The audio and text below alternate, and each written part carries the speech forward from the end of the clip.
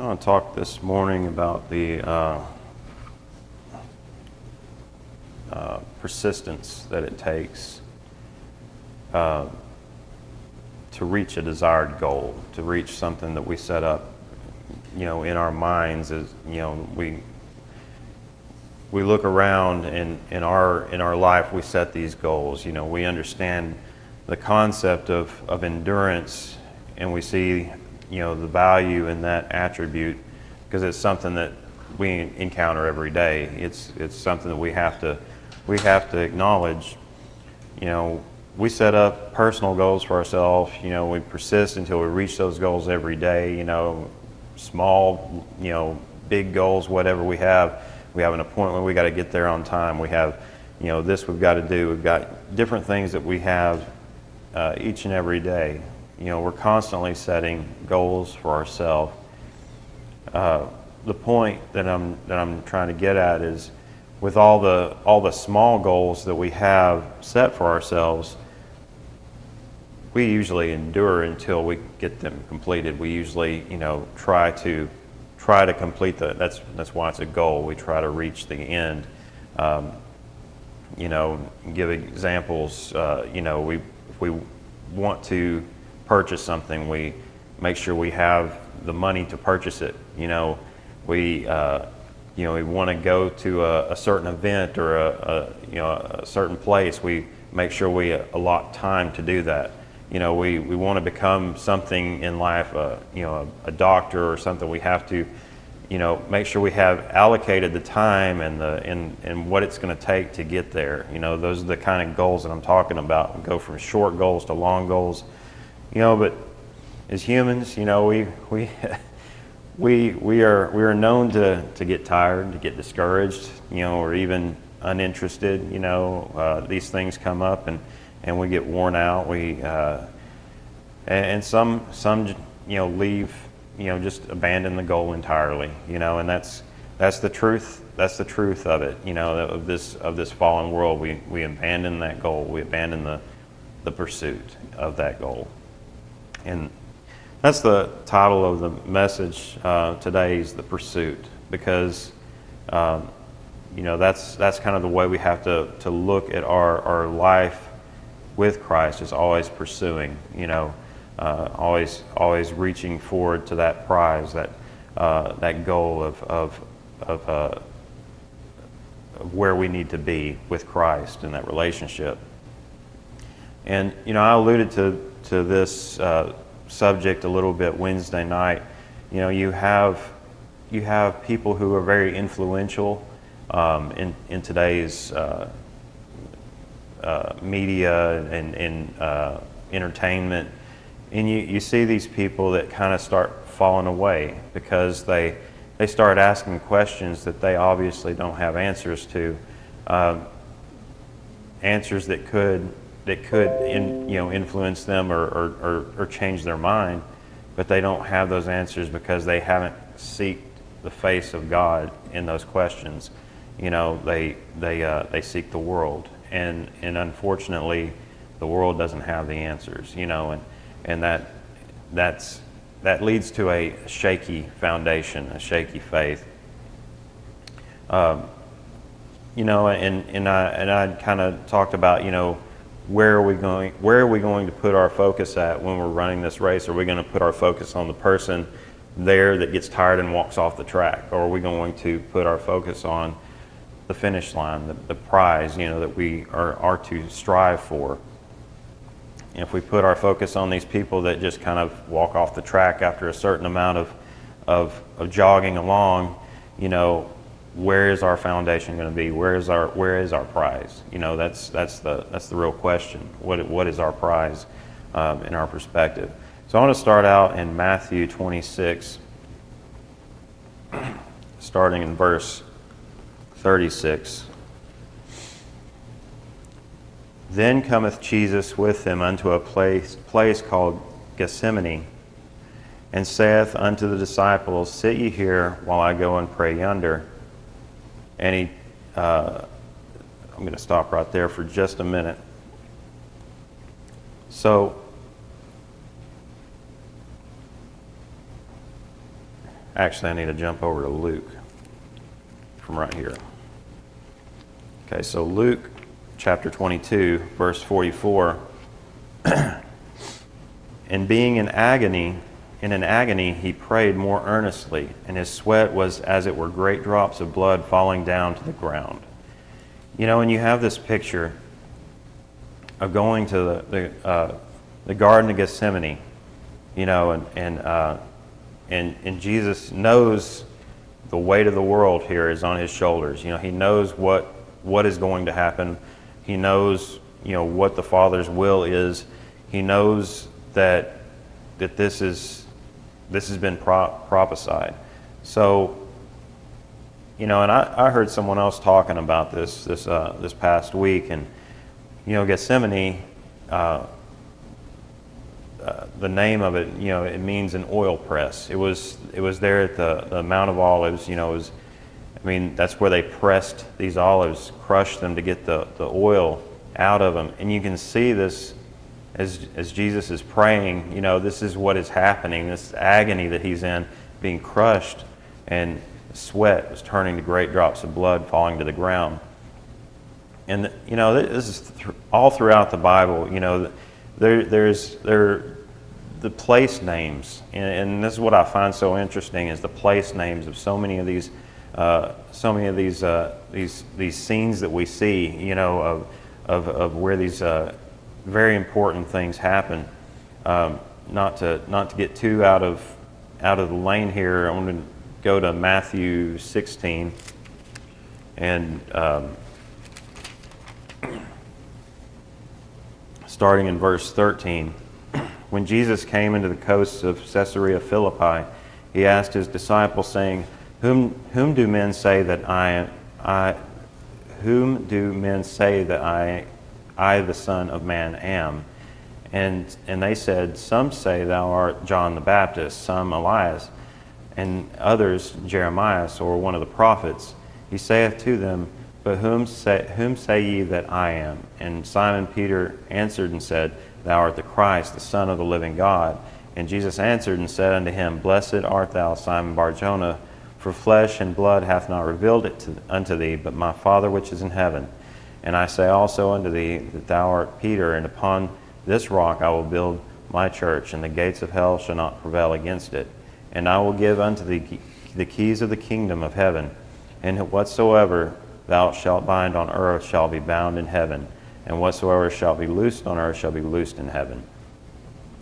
Now, the reason that I went back here is, you know, I'd heard this years ago, and I thought that it was extremely, this is why I like history and understanding a lot of this stuff, because it gives you a lot of context.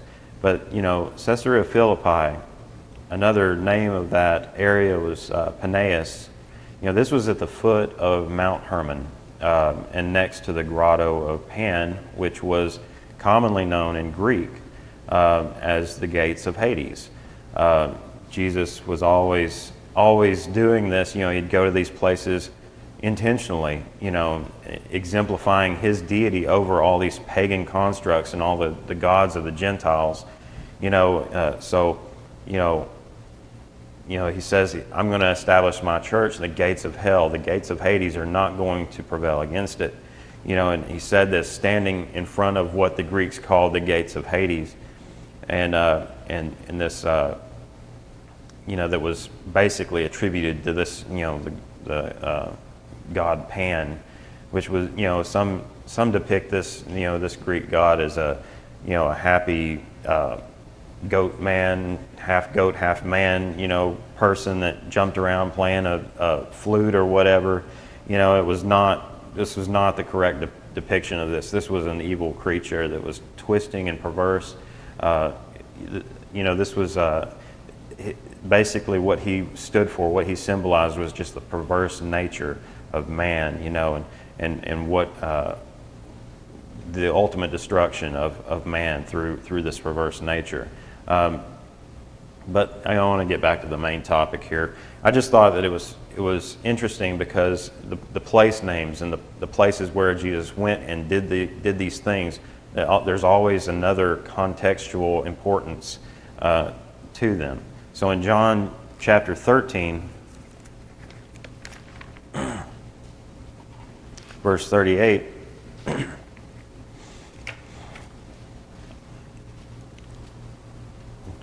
Jesus answered him, "Wilt thou lay down thy life for my sake? Verily, verily, I say unto thee, the cock shall not crow till thou hast denied me thrice." And in Luke 22, back to Luke, verse 31, "And the Lord said, Simon, Simon, behold, Satan hath desired to have you, that he may sift you as wheat." And then jump down to verse 44, "And being in an agony, he prayed more earnestly, and his sweat was as it were the great drops of blood falling down to the ground." So you got to understand all this in context. Peter says, I'm gonna fight to the death for you. I'm going to be with you until the death. And Jesus said, "Are you sure? Because I know what you're going to do. I know these things. You're going to deny me 3 times." And this is when Satan used fear to take Peter, and this came about. He denied him 3 times. Luke 22, verse 54. Then took they him and led him and brought him into the high priest's house, and Peter followed afar off. And he's following, but he's not too close. He's not hanging around close. And when they had kindled a fire in the midst of the hall and were sat down together, Peter sat down among them. But a certain maid beheld him as he sat by the fire, and earnestly looked upon him, and said, "This man was also with him." And he denied him, saying, "Woman, I know him not." And after a little while another saw him, and said, "Thou art also of them." And Peter said, "Man, I am not." And about the space of 1 hour after another confidently affirmed, saying, "Of a truth this fellow also was with him, for he is a Galilean." And Peter said, "Man, I know not what thou sayest." And immediately while he spake, the cock crew. This was a prophecy that did not take long to be fulfilled. This was all within the span of a night. Luke 22, verse 61. I know I'm jumping around everywhere here, but and the Lord turned and looked upon Peter, and Peter remembered the word of the Lord, how he had said unto him, "Before the cock crow, thou shalt deny me thrice." And Peter went out and wept bitterly.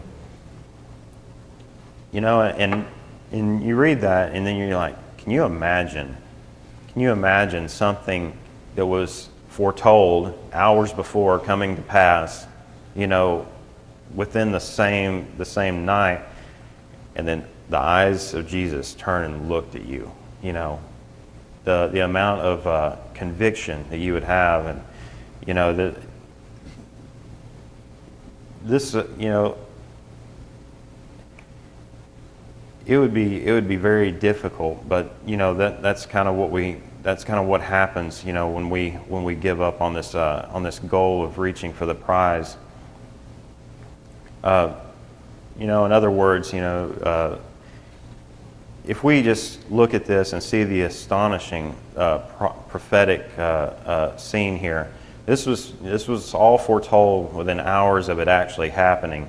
And I was listening to some other things this week, that was just talking about how, there were so many hundreds of years between a lot of these prophetic things, and they all come to pass, and we're blind to them until they come. It's almost like we can't see them until they happen, and then we see, oh, that was actually a prophetic thing that was actually foretold.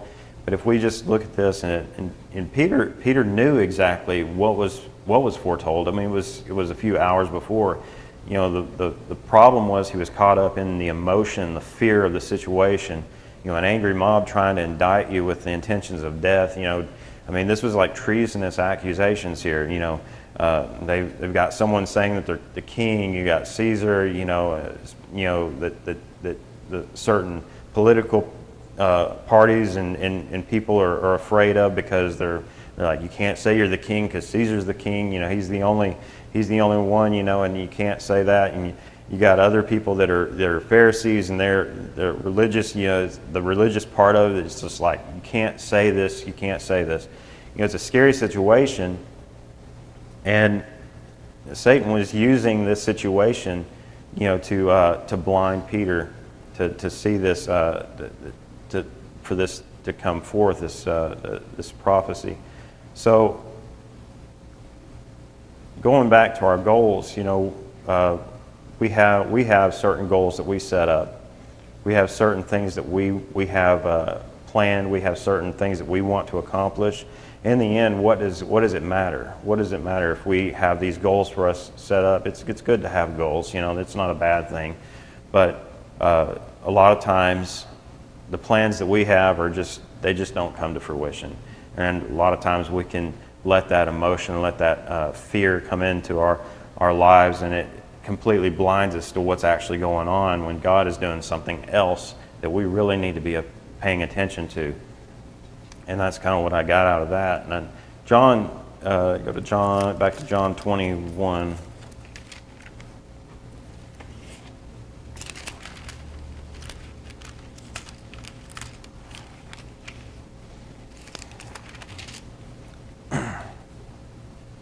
Verse 1. After these things, Jesus showed himself again to the disciples at the Sea of Tiberias, and on this wise showed he himself. There were together Simon Peter and Thomas called Didymus, and Nathanael of Cana in Galilee, and the sons of Zebedee, and two others of his disciples. Simon Peter saith unto him, I go a-fishing. They say unto him, We also go with thee.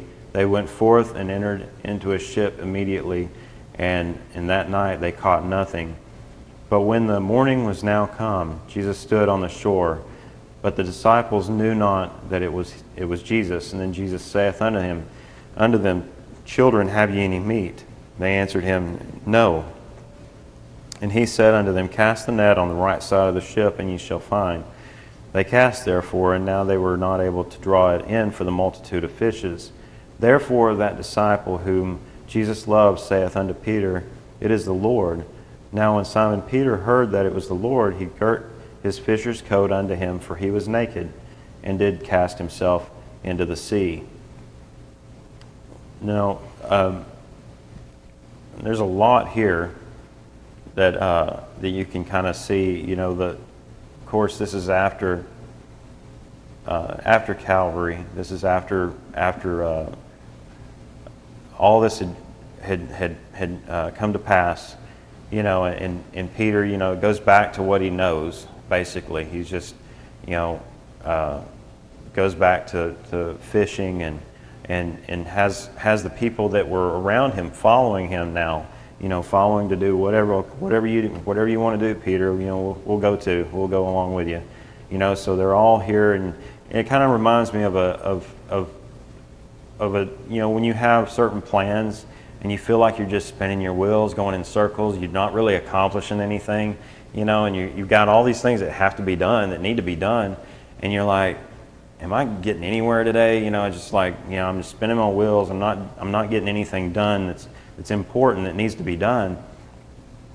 But we can see that even Peter, he's like, you just kind of have this picture in your mind, is like, let himself go, he's just not shaved, he's just out there on the boat, not even wearing clothes. He's like, whatever, it's just, I'm kind of just out here on a boat, just floating in the water, not catching anything, not accomplishing anything.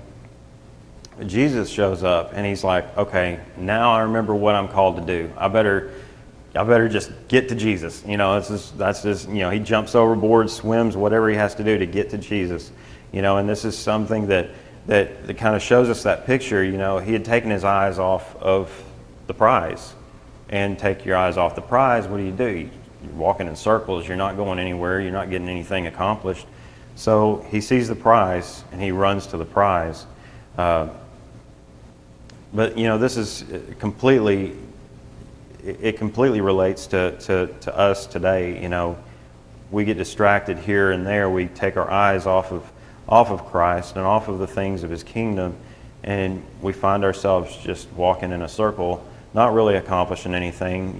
We may do these things in our own strength and those things in our own strength, but they don't have a lasting value. So let's go on to verse 18 in the same chapter. Verily, verily, I say unto thee, when thou wast young, thou girdest thyself and walkedst whither you wouldest. But when thou shalt be old, thou shalt stretch forth thy hands, and another shall gird thee, and carry thee whither thou wouldest not. This spake he, signifying by what death he should glorify God. And when he had spoken this, he saith unto him, Follow me.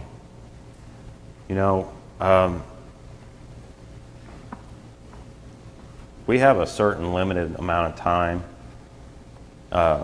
window of opportunity, to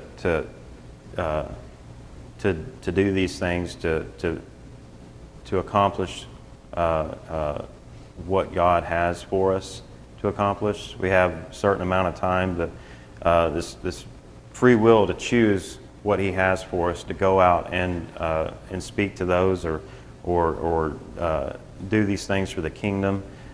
We have a certain amount of time, and then it's going to be cut off. When you're young, when you have all this energy, when you have this ability to just go wherever you want to, do these things, then that time comes to an end, and you're not as effective, or that window of opportunity is gone.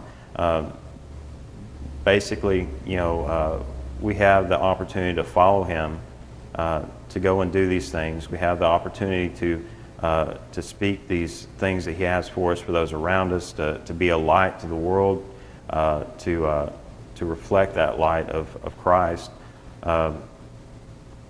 But we have all these distractions in life that are just, we're just as susceptible to them as Peter. And sometimes Peter kind of comes off as this bumbling person. It's just like here and there, and I'll go there, or I'll go fishing. It's whatever I need to do. And it's like he doesn't have almost as if he doesn't have a determination, to do this, and I don't know if that's entirely fair, but I mean it just kind of comes off that way, But the truth about it is the enemy loves to cast us into confusion. He would be happy with us just walking in circles all day, not accomplishing anything. Anything that he can do to keep us from doing the work of the kingdom. Jesus had to remind Peter over and over again, follow me, feed my sheep, wake up. The Garden of Gethsemane is wake up. Why are you sleeping? And So what do we do, when we feel discouraged or feel tired or distracted? What are we supposed to do? You heard the song that's made famous by old shows. I'm sure it was elsewhere too. But you grab a line, I grab a pole, and go down to the fishing hole, and that's pretty much what a lot of us would say. Let's just go fishing. It's a lot easier. Instead of doing all these things that actually challenge us to step out of this box and this envelope and go out into the world. In 1 Peter chapter 2, verse 9, but ye are a chosen generation, a royal priesthood, a holy nation, a peculiar people, that ye should show forth the praises of Him who hath called you out of darkness into His marvelous light, which in times past were not a people, but are now the people of God, which had not obtained mercy, but now have obtained mercy. We're all part of this royal priesthood. We're all called to do these things that Jesus was calling Peter to do. Go out and go into the world. Go, shine this light. Go feed my sheep. Follow me. The work has been done. It is finished. This work has been done. There's no more to do on that part. I mean, this is something that's finished. It's established. The gifts have been given. The Holy Spirit dwells with God's people. The mandate holds true for each and every one of God's people. Follow me and feed my sheep. And going back to Matthew 26, verse 41, in the Garden of Gethsemane, watch and pray that you enter not into temptation. The spirit indeed is willing, but the flesh is weak. So, kind of wrapping all this up, and I know I was pretty much in the four Gospels, just jumping back and forth, but it's that's what I like about the Gospels. Is each one kind of gives a little bit of a different perspective on the same things, and you see this in one, and then you can correlate it with the one in the other, and it kind of gives you more of a full picture of what was actually going on, and why there was so much of an importance of how things were said, or what things were said, where they were said at, and it all comes down to the pursuit is up to each and every one of us. Our pursuit, our race, as some would say. How long are you going to pursue Christ? Are you going to pursue Him to the death? Are you going to give everything to pursue Him? If you choose, God will give you the strength to complete this race. But if not, you're going to be walking in circles all your life. So.